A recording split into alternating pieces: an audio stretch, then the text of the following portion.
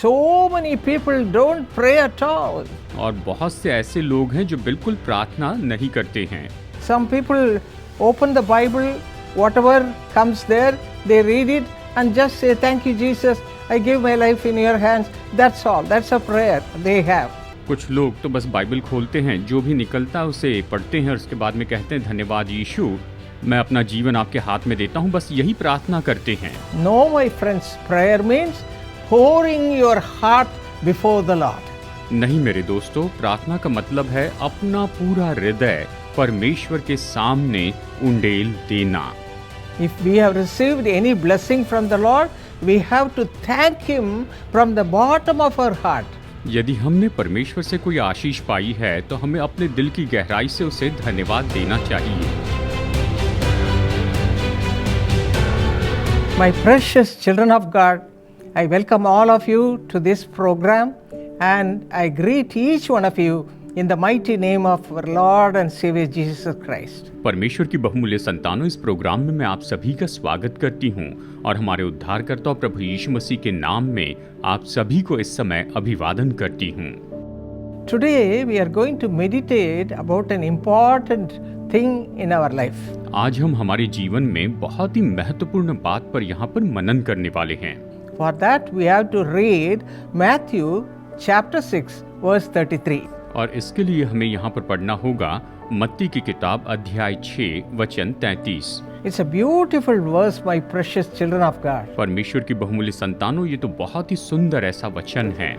It says, "Seek ye first the kingdom of God and His righteousness, and all these things shall be added unto you." ये कहता है, इसलिए पहले तुम परमेश्वर के राज्य और उसके धर्म की खोज करो तो ये सब वस्तुएं भी तुम्हें मिल जाएगी।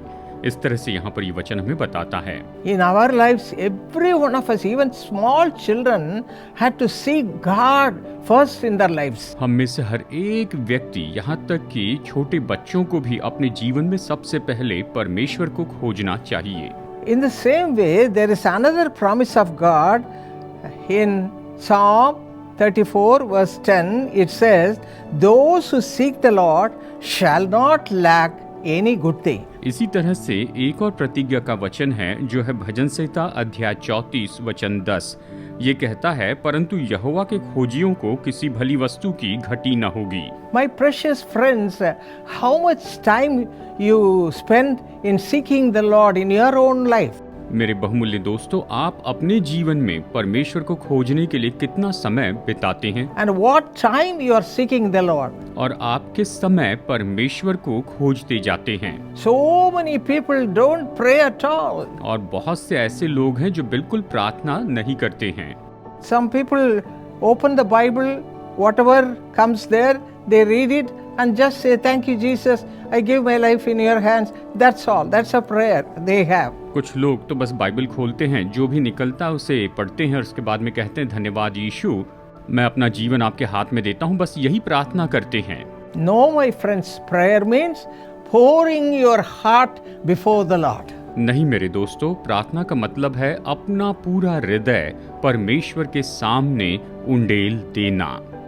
If we have received any blessing from the Lord, we have to thank Him from the bottom of our heart. यदि हमने परमेश्वर से कोई आशीष पाई है तो हमें अपने दिल की गहराई से उसे धन्यवाद देना चाहिए। That's what David says in Psalm 34:1. All the time, for whatever good things you have received from the Lord, you have to thank Him. इसलिए भजन संहिता 34:1 में यहाँ पर दाऊद कहता है कि मैं हर समय यहोवा को धन्य कहाँ करूँगा। आप जो भी परमेश्वर से पाते हैं, आप उसके लिए उसे धन्यवाद दें। And if you need anything, we have to just tell the Lord whatever we need or whatever problem we are going through. We have to seek the Lord and to be blessed by Him. यदि हमें किसी चीज की जरूरत है तो हमें बस कहना है, प्रभु मुझे इन चीजों की जरूरत है, प्रभु मैं इन समस्याओं से जा रहा हूँ, हमें प्रभु को खोजकर उससे आशीष पानी है। My friends, analyze our lives. मेरे दोस्तों, अपने जीवन का मूल्यांकन कीजिए। At what time we are seeking the Lord? आप किस समय परमेश्वर को खोजते हैं? How many times we seek the Lord? आप प्रभु को कितनी बार खोजते हैं? And let us analyze our lives and let us come closer to the Lord by seeking Him with all our heart. आइए अपने जीवन का मूल्यांकन करें और अपने पूरे हृदय से अपने परमेश्वर को खोजते जाएं। So we have to seek in the morning, the noon time and in the evening. तो हमें उसे सुबह खोजना है, दोपहर को खोजना है और शाम को खोजते जाना है। Every day, whenever there is a time or in the mind you think about Jesus, you can speak to Him. हर एक दिन जब भी आपको समय मिलता है, जब भी आप अपने मन में यीशु के बारे में विचार करते हैं, तो आप उसे खोजते चले जाएं। God taught me about this prayer when I was a young girl. जब मैं एक छोटी लड़की थी, उसी समय परमेश्वर ने मुझे ये प्रार्थना सिखाई। Because of that, I am blessed in my life. और उसी के कारण मैंने अपने जीवन में बहुतायत से आशीष पाई है। My friends, let us continue to see how we can seek Him and how we can be blessed by the Lord. तो मेरे दोस्तों, आगे देखते हैं कि हम कैसे निरंतर उसे खोजते रह सकते हैं और कैसे हम निरंतर उससे आशीष पा सकते हैं। My friends, we have to seek God with all our heart, with all our mind. Do you know how we can seek Him like that? हमें अपने परमेश्वर को पूरे हृदय से और पूरे मन से खोजना है। क्या आप जानते हैं कि परमेश्वर को इस तरह से कैसे खोजते हैं? We see in the Bible, David sought the Lord in the morning, in the noon time and in the night. हम बाइबल में देखते हैं कि दाऊद परमेश्वर को खोजता था सुबह के समय, दोपहर के समय और रात के समय। That's what we read in Psalm 55 verses 17 and 18. यही तो हम पढ़ते हैं भजन संहिता अध्याय 55 वचन 17 और वचन 18 में। As for me, I will call upon God evening and morning, and at noon I will pray and cry aloud, and He shall hear my voice. He has redeemed my soul in peace, and lots of blessings He has received. That's what He mentions there. सांझ को, भोर को, दोपहर को, तीनों पहर मैं दुहाई दूंगा और करहाता रहूंगा, वो मेरा शब्द सुन लेगा। उसने मुझे कुशल के साथ बचा लिया और उसने बहुत सी आशीषें पाई। When you seek Him with all your heart, what will happen? जब आप अपने पूरे हृदय से उसे खोजेंगे तो उस समय क्या होगा? If you read Psalm 34 verse 10, we see there, those who seek the Lord shall not lack any good thing. भजन संहिता 34:10 में हम पढ़ते हैं, यहोवा के खोजियों को किसी भली वस्तु की घटी न होगी। Whatever blessing you need, my children of God, you have to pour out your heart and seek the Lord and tell Him your need. परमेश्वर की जो भी आशीष आपको चाहिए प्रभु के संतानों, आप अपना हृदय उसके सामने उंडेलिए और उसे अपनी जरूरत बताते जाएं। By speaking to the Lord, you can have a close communion with Him. परमेश्वर के साथ बातचीत करने के द्वारा आप परमेश्वर से बहुत ही नजदीकी संगति रख सकते हैं। And in Mark 11:24 we read, whatever things you ask when you pray, believe. That's very good. That's you have to see very carefully. Believe that you receive them and you will have them. मरकुस 11:24 में हम पढ़ते हैं, इसीलिए जो कुछ तुम प्रार्थना करके मांगो तो प्रतीति कर लो। ये बहुत ही महत्वपूर्ण है कि प्रतीति कर लो कि तुम्हें मिल गया और तुम्हारे लिए हो जाएगा। Jesus Himself prayed unto His Father, and it's a model to all of us. और यीशु ने स्वयं अपने पिता से प्रार्थना की और ये हम सब के लिए एक आदर्श है। 1 Peter chapter 2 verse 21 says, we have to follow the footsteps of Jesus Christ. पहला पत्रस अध्याय 2 वचन 21 कहता है कि हमें प्रभु यीशु मसीह के पद चिन्हों पर चलते चले जाना है। Read carefully how He sought the Lord God Almighty. आप गौर से पढ़िए कि कैसे उसने सर्वशक्तिमान परमेश्वर को खोजा था। If you read Mark chapter 1 verse 35, in the morning before daylight, Lord Jesus went to a solitary place and prayed unto His Father. मरकुस 1:35 में हम पाते हैं, भोर को दिन निकलने से बहुत पहले वो उठकर निकला और एक जंगली स्थान में गया और अपने पिता से प्रार्थना करने लगा। And Luke 6:12 it says he went out to the mountain to pray all night before God. और लूका 6:12 कहता है कि वो पहाड़ पर गए और परमेश्वर से प्रार्थना करने में सारी रात बिताई। And in another place we see that he sought the Lord in the evening. और एक और जगह पर हम देखते हैं कि उसने परमेश्वर को सांझ के समय खोजा। So there is no particular time to seek the Lord. यानी परमेश्वर को खोजने के लिए कोई एक निश्चित समय नहीं रखा था। You have to seek Him in the morning, afternoon, and night. Whenever you have an opportunity, you can talk to the Lord. आप परमेश्वर को सुबह के समय, दोपहर के समय, शाम के समय आप खोजें और जब भी आपको समय मिलता है प्रभु से बातें करें। Then only we'll have a close communion with Him. और केवल तभी तो हम उसके साथ में बहुत ही नजदीकी की संगति रख सकेंगे। If you read the life of David, we read in Psalm 55 verses 16 and 17 like this. Dawood के जीवन के बारे में हम भजन संहिता अध्याय 55 और वचन 16 और 17 में इस तरह से पढ़ते हैं।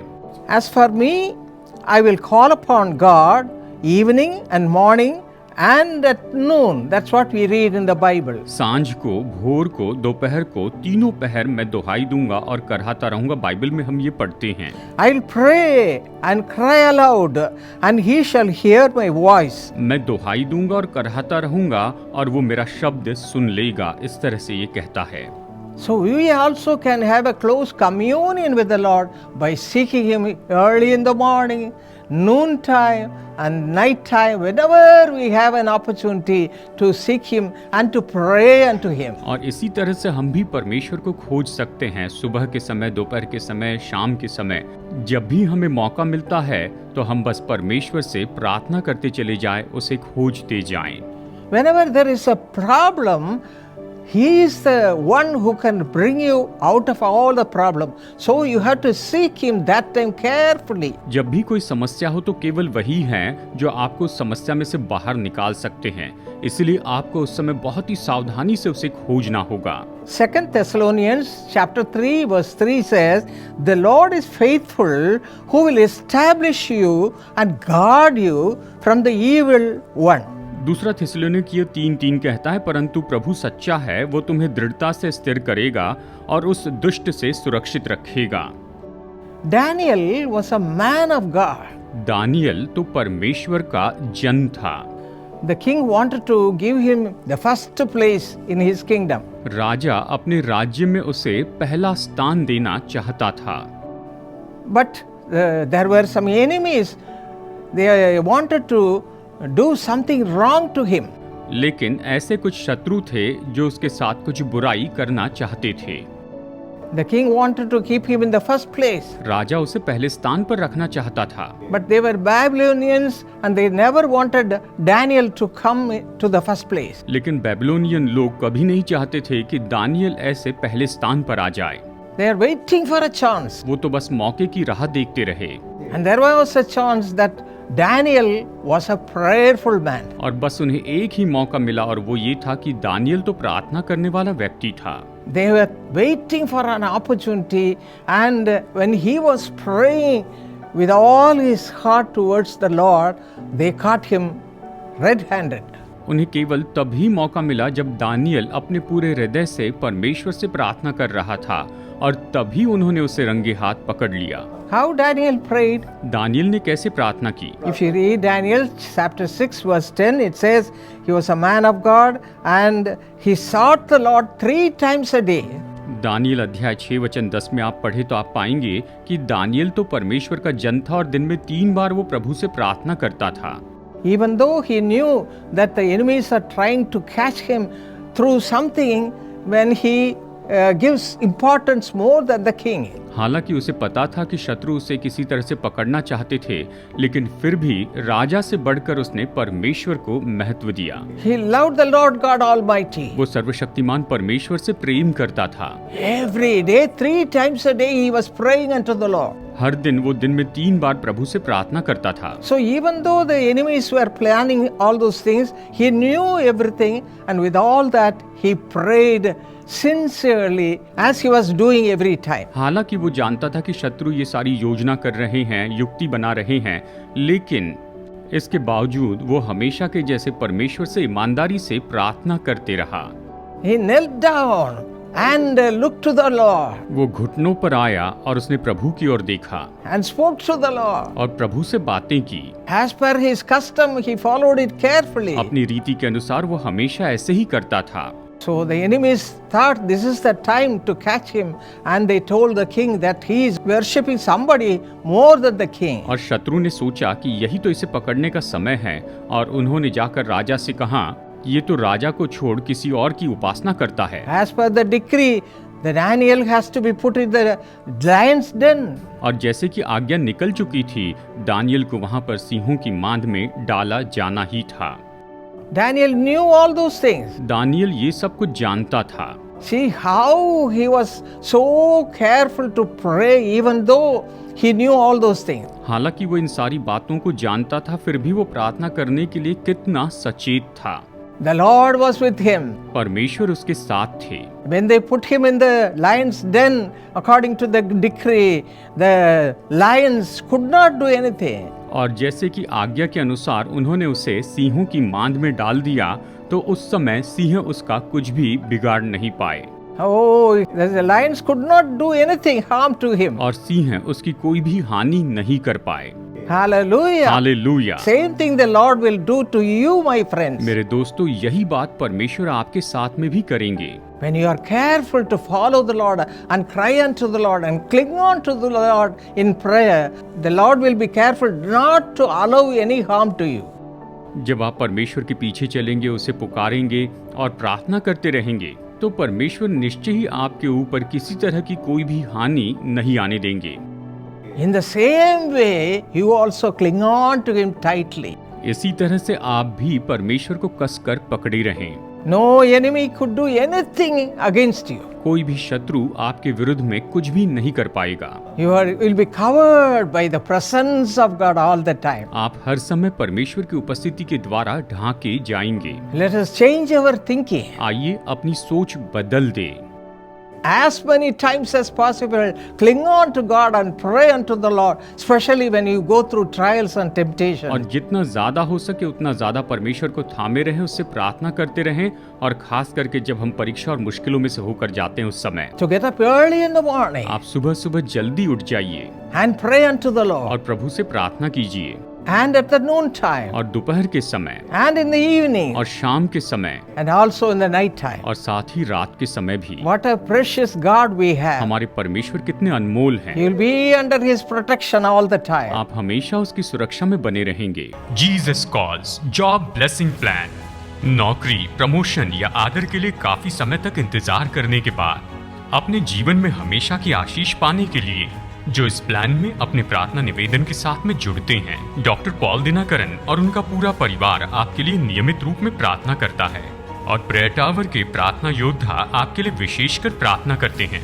जो लोग जॉब ब्लेसिंग प्लान में एनरोल्ड हैं, उनके द्वारा दिए गए प्रार्थना निवेदन पर प्रार्थना की जाती है। तो जो लोग इस जॉब ब्लेसिंग प्लान में एनरोल होना चाहते हैं, कृपया करके हमसे संपर्क कीजिए 044-2345-6677 पर सुबह 7 बजे से रात 9 बजे तक। आप हमारी वेबसाइट पर भी जा सकते हैं www.jesuscalls.org पर। साथ ही आप अपने करीबी प्रेयर टावर पर भी जा सकते हैं। जॉब ब्लेसिंग प्लान में आपके लिए जो प्रार्थना की जाती है, उसके द्वारा आप आशीष पाएंगे और आप दूसरों के लिए आशीष हो जाएंगे। Jesus calls job blessing plan.